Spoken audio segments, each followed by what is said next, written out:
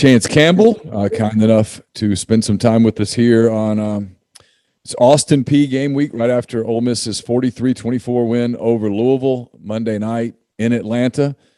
Chance, good to see you. How are you? Good. How you doing? I'm great. This segment brought to you by The Rogue 4450 I-55 North in Jackson, therogue.com. All their college collection, which Chance has on right now, the pullover, will be available here in just a couple of weeks. I was talking to Luke Abney Monday night during the game, a little bit there. That stuff's coming in, so you can get your hands on that here pretty shortly. If you want the latest your Ole Miss gear, or they'll have some Mississippi State gear, some other schools' gear as well there at The Rogue. Again, 4450 I-55 North in Jackson, therogue.com. You had a great game last night. Congratulations on the win, on your performance. It had to feel good to finally put on a game uniform and go play somebody that isn't on your roster. Yeah, it's always good getting out of camp to line up against not your guys, because, I mean, it's fun when you get in camp and you get that going, but after about 3 weeks, you're ready to hit someone else. So first game is always good for that. Getting to play in front of crowds and all that again. I know that these questions will probably get old at some point, but right now it still feels so fresh and new again that people are back in the stands. And for you down on the field, having fans in the stands after playing in front of empty stadiums at Maryland last year, I'm assuming it felt great. Yeah, no, it really did. It's cool to see people out there. And I've always been like a really big college football fan, and like a big part of that is just because like the atmospheres I think are pretty neat and they're hard to replicate. So like fans are a big part of that. So getting them back is really cool. I know you guys left on Sunday to get to Atlanta. So on Saturday, I know you had a day of work and you're getting ready for a game and stuff. Did you get a chance to catch any football, Thursday, Friday, Saturday, to kind of get your juices flowing, to see the crowds at other places? The game, I wondered if you had a chance to watch it, because I was watching some of it. It was Penn State, Wisconsin, and they did the jump around at the end of the third quarter, and Camp Randall was just electric. And I mean, it was kind of emotional for me. And I have no tie to Wisconsin or anything. And I was just like so excited to see the people so happy. I'm wondering, did you see some of that, and kind of what was your emotion when you did? Yeah, 100%. I was tuned in since I think the games they start Wednesday. Yeah, that's right. UAB and Jacksonville State played on Wednesday night. And maybe some other teams did too, but I saw that one. Yeah. So I watched a little bit of the UAB game then. I was tuned in on Thursday. I have a buddy at Tech, so I watched the Enter Sandman. Yeah. Watched UNC Tech. That was awesome. And then Saturday, I got up a little bit earlier, did like some game plan stuff, like film review. Then went to practice, and then I was glued on the couch. So I watched a lot of ball on Saturday. So I saw the jump around. I saw the clip of the Children's Hospital at Kinnick for Iowa. So all that stuff was just really cool to see. Just like having fans back and like college football. It was a good weekend. So it was just good to catch all that. So on Saturday morning, I guess, is when you got the word that your coach, Lane Kiffin, would not be making the trip with you guys because of a positive COVID test. What was that like for you to kind of hear that news? Yeah, no, that was kind of shocking. Kind of knew something was a little funky when like you always see the Zoom screen. And I think that's for a lot of people, I guess, in college football, I think who've like been in those rooms, they kind of, I guess, will know what I'm talking about. But when you see like a Zoom screen pop up, you're kind of like, uh-oh, like someone's zooming in because they're not here. So that was shocking. But he handled it really well. And I think he set us up to handle it well. So like as crazy as it was, like I think he set us up well. So there was no panic or anything like that inside the program when you guys got that news, right? I mean, there's veterans on both sides of the ball. It's a coaching staff that's been together. Was that kind of the sentiment that it'll be all right?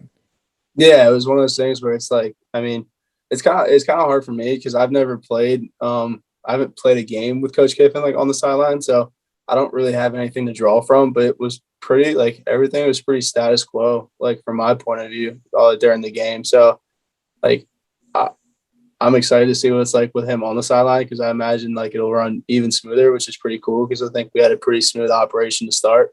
I mean, we have guys on both sides of the ball who are old and been around, and then we have coaches who've coached a lot of ball too. So like no one was really freaking out. It's just kind of something that's like, hey, this is what it is, and just kind of go from there.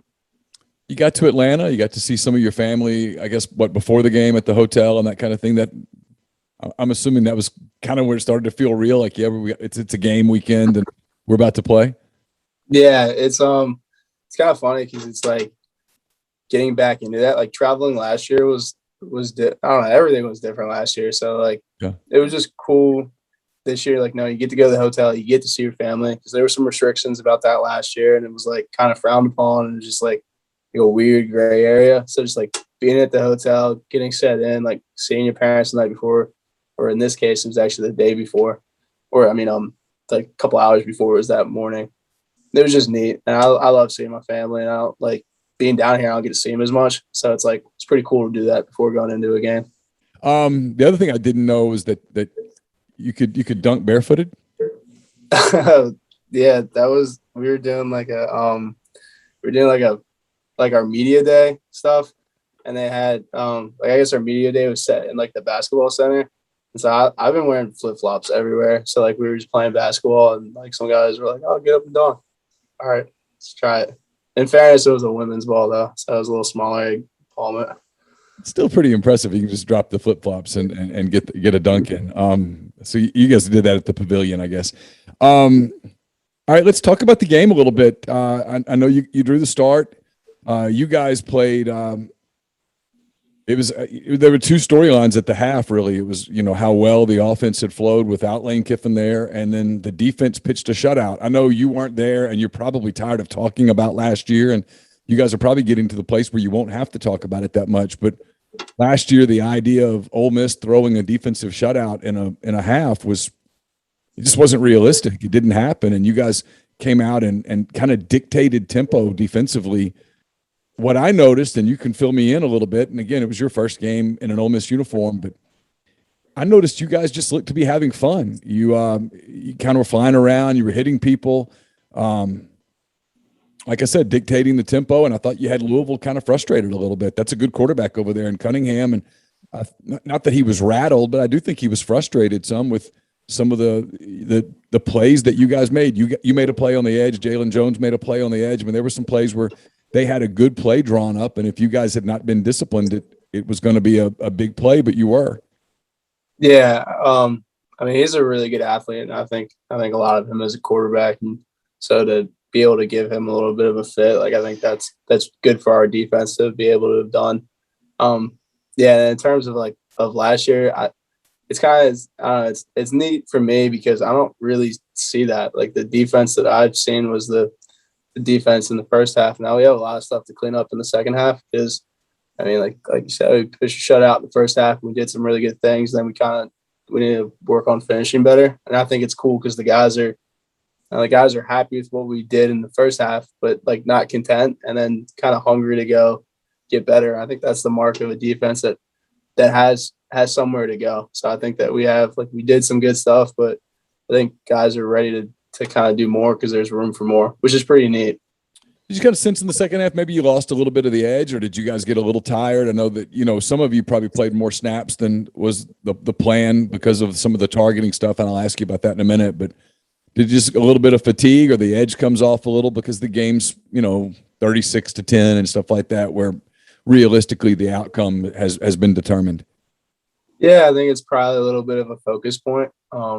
There's a learning curve to figuring out how to finish a game, and I think that takes a little bit from everybody. Like starting with myself, like I need to do a better job, and I think guys, our team are capable of doing a better job too. So I think it's cool because we have a blueprint of like what we can do. So now it's just kind of like extending that. So instead of doing that for 2 quarters and then kind of trailing off, just making sure we do that for 4 quarters of ball. So I think that like it's tough because it's the first game out. So like there's always a lot to learn from. It's nice when you can learn from it and have come out with a win because it's a little bit easier to take those lessons than when you lose. And in fairness, Malik Cunningham just competed. He made some plays, in the third and fourth quarter. You guys made a lot of those plays early, and he made a couple of them that kind of not kept them in the game because they weren't really in the game, but he kind of kept them from the game getting out of hand. I mean, so at some point you have to tip your hat to the other team, but they're out there trying to win too. Yeah, I mean they're a good team. I think they're going to do really well in the ACC, and I think he had a ton of success. I think it was 2019. He set some records, and in 2020 he did really well too. So he's he's a really good quarterback. He's talented and he's going to make plays too. So I think it's more of us just trying to do our job and making sure that like we don't beat ourselves. Because those guys, I mean, guys are going to make plays. Like they work hard too. They train, they practice. So just more about like us taking care of what we can. And then when they make plays, like, yeah, they make plays, but I think there's more that we can clean up on our end. For you, there was a lot of talk during the game about, obviously your relationship with Coach Durkin, and they knew about you when you came over, and you brought a vet. Lane Kiffin talked about it in his Zoom call after the game on Monday night about your leadership, just kind of your presence on defense, a calming presence, that kind of thing. Is that something that comes natural for you? Is that something that you've worked on, or is that just a byproduct of the way that you play the game? I think that's something that I work to do. I think I've never been.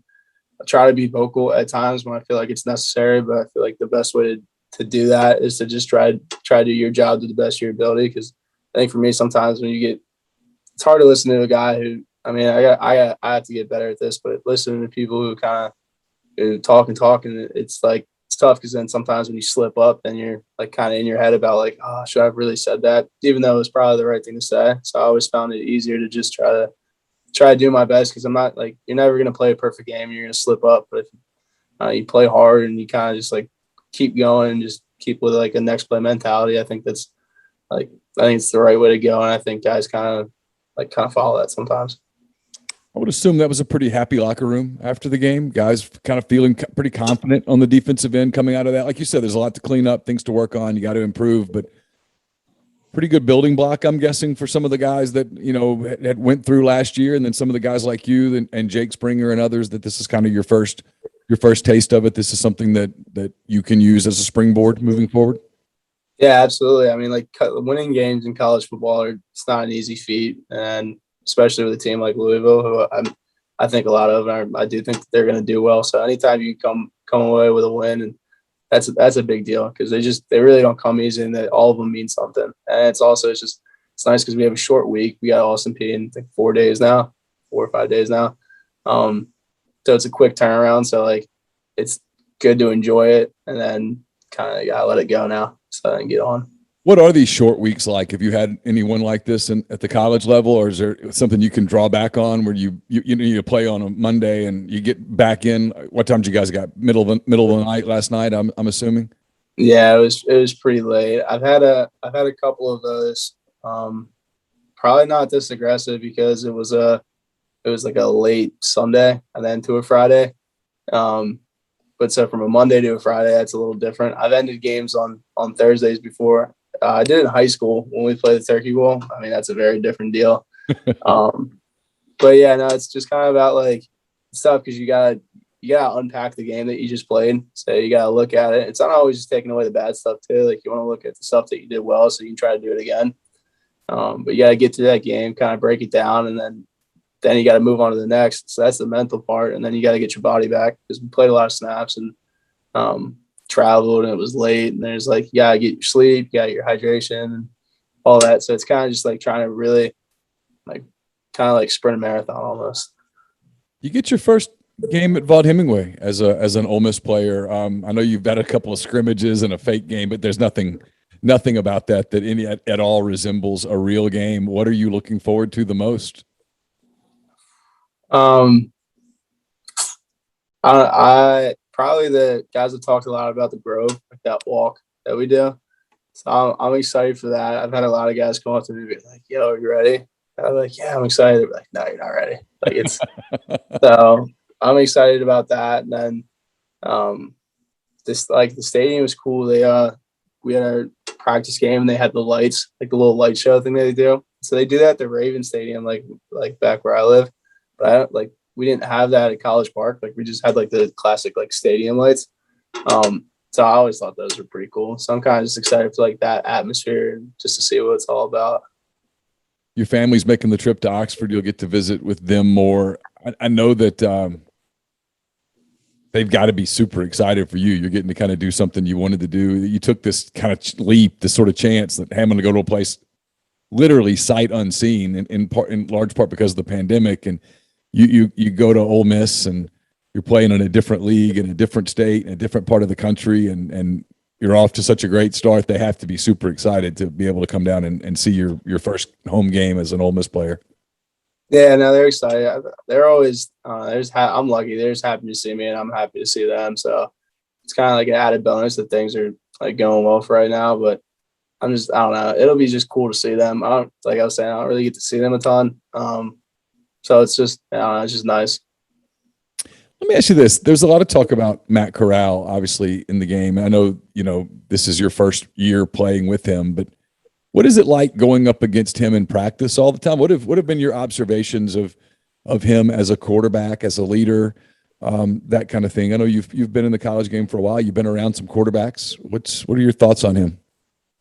Yeah, he's a professional. He like handles his business at every level, and it's pretty cool because he gets ton of his ton of his notoriety. Like like I was saying, I was watching a lot of college football this weekend. And his face is everywhere, and like for good reason because that dude can sling the ball. So it's pretty cool because he's a really good leader. He's speaks when he needs to. He leads by example, and then he pushes that ball downfield. So it's good to practice against him. Gives us some of the toughest looks, makes us better. So it's cool playing with a quarterback like that.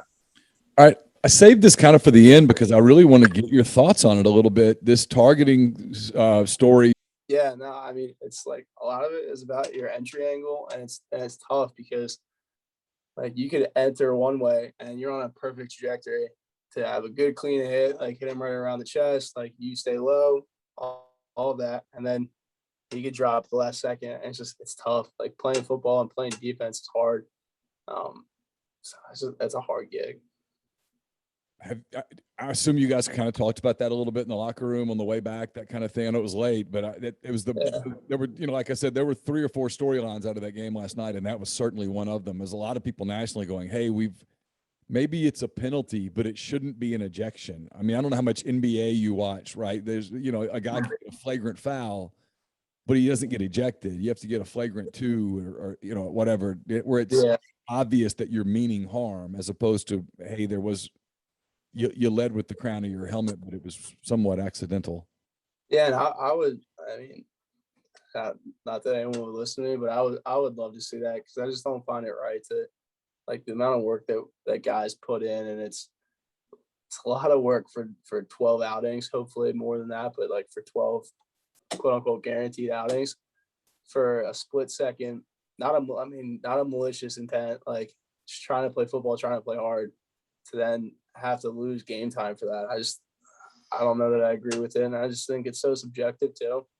That like I was talking to guys about this, and it's tough because you make a hit like, I mean that's like a clinic hit in my opinion. Like I saw that and it fired me up. Talking about Mark Robinson's? Marks, yeah, but I don't know. Sometimes I feel like, and again, I don't know if this is right, but sometimes I feel like when guys like get excited and celebrate, that they're like something must have happened, and so they go back to check it, and it's just like, it just leaves a bad taste in my mouth. I feel bad for him, and he handled it fantastic, like better than I could have. But it's just like kind of stinks to see because you're like, I mean, I've seen the work that he put in, so it's tough to watch him go like that. There was a moment after that. I think you were still in the field, so you probably didn't see it. You may have seen it on television if you've watched the replay. But Matt Corral goes over to him, gets up off the bench, goes over to him, puts an arm around him, and talks to him. And I don't know what he said. The last words you could tell, he said, "I promise you that." It was something along the lines of, "We'll get this for you," or whatever. What does that say about him as a leader? Because a lot of times the offense is a team and the defense is a team, and yeah, you're on the same team, but you know what I'm talking about. Yeah, Kind of cross over like that and say, "Hey, I got you." yeah, I think that just kind of adds to what I said before, and like when he has a good feel when the time's right to kind of extend that bridge and to talk when he needs to, and I think like Mark's a big boy. I'm sure he could have handled himself, but it's never bad that when those moments when you're a little bit down in the dumps to have somebody come put an arm around you and let you know it's going to be all right. So I think I didn't see that because I was on the field, but that's pretty cool. And that makes me happy to be a part of that, be part of a team where we got guys doing that. Last thing, rewards come to teams who win. Obviously, you guys in the national polls today, I think you're number 20 in the coaches poll. You're number 20 in the Associated Press poll. It's a program that hasn't had a ton of that kind of success in a while. How do you anticipate, after an offseason full of answering questions about how bad you were a year ago, how do you anticipate this team handling, some real positive accolades and respect? I mean, from what I've seen, I think guys aren't satisfied with what we did. I think they're happy to come out with a win, like I said, because it's a big deal. But I mean, I didn't know that we were ranked, and I spent a lot of time in the building today, so I guess it's saying it wasn't talked about. So I think that's pretty cool because I think that it's kind of, I mean, it's still a coach's phrase here. It's a little bit of rat poison because it just doesn't really mean too much. I mean, I have a personal experience when I was in Maryland. We were ranked coming off of Syracuse. We had a real good victory, and I don't know that we handled that right because we turned around and then had a tough one against Temple. So it's like being ranked is it's cool, but staying ranked is cool, and the best way to do that is probably not talking about it. Chance, really appreciate the time. Congratulations again on the win over Louisville, and good luck against Austin Peay on Saturday. Thank you. I appreciate it.